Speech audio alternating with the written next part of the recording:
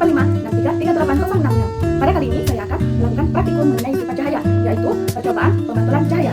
Adapun tujuannya yaitu menjelaskan sifat-sifat cahaya, menjelaskan sifat-sifat bayangan yang dihasilkan oleh cermin, menjelaskan sifat-sifat bayangan yang dihasilkan oleh lensa, menentukan fokus cermin cekung, dan yang terakhir menentukan fokus lensa cembung.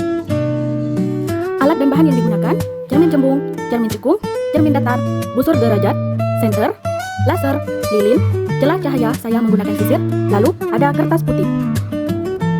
Percobaan pertama adalah pemantulan pada cermin datar. Langkah pertama, saya akan susun lampu senter celah cahaya di depan cermin datar yang sudah saya siapkan. Jadi susunannya seperti ini.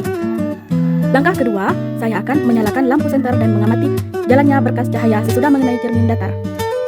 Langkah kedua, saya akan menyalakan lampu senter dan mengamati jalannya berkas cahaya sesudah mengenai cermin datar. Di sini dapat dilihat sinar datang lalu dipantulkan.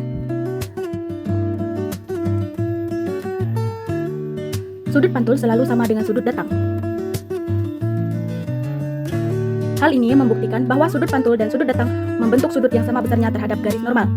Jadi, kesimpulannya, sudut I sama dengan sudut R.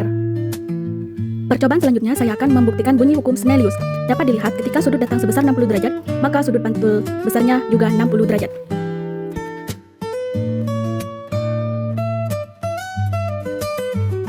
Supaya lebih jelas di sini saya akan mengganti senter menggunakan laser. Ketika I atau sudut datang sebesar 90 derajat, maka R atau sudut pantul besarnya juga 90 derajat.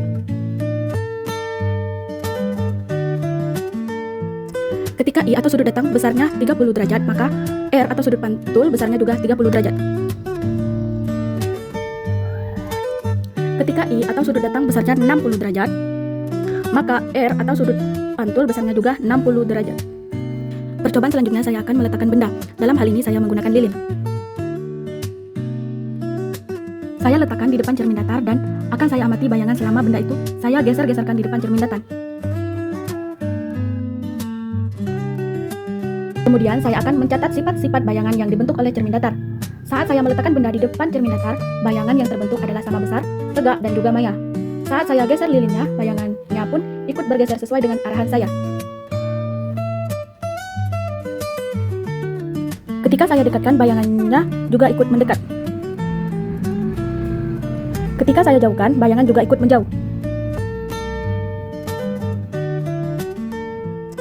Lalu, ketika saya ukur menggunakan penggaris, jarak antara cermin dan lilin sama dengan jarak antara bayangan dan cermin. Di sini jaraknya sama, yaitu 10 cm. Jadi, bayangan pada cermin datar adalah maya, tegak, dan sama besar. Percobaan selanjutnya adalah pemantulan cahaya pada cermin cembung.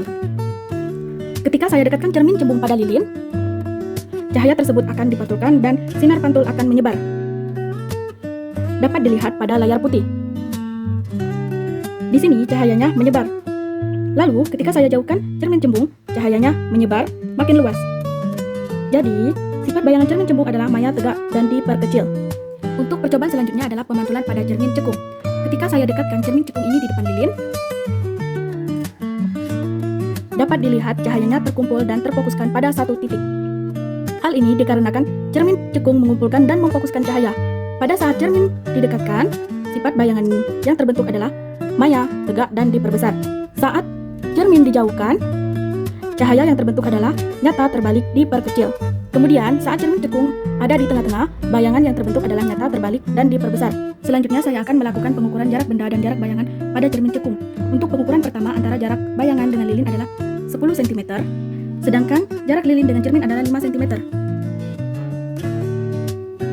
Pada pengukuran kedua, saya telah mengubah jarak lilinnya. Setelah saya ukur, jarak bayangan dengan lilin adalah di sini sekitar 12 cm.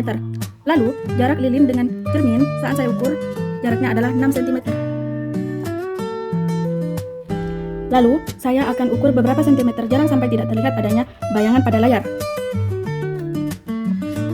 Di sini jaraknya adalah 30 cm. Tidak ada bayangan yang tampak pada layar putih. Selanjutnya, di jarak 34 cm, bayangan juga tidak tampak pada layar putih. Saya jauhkan cermin lagi, di sini jarak 36 cm, pada layar putih tidak tampak ada bayangan. Dan saya jauhkan lagi di jarak 38 cm, di layar putih juga tidak tampak ada bayangan. Itulah kegiatan praktikum saya hari ini. Terima kasih. Wassalamualaikum warahmatullahi wabarakatuh.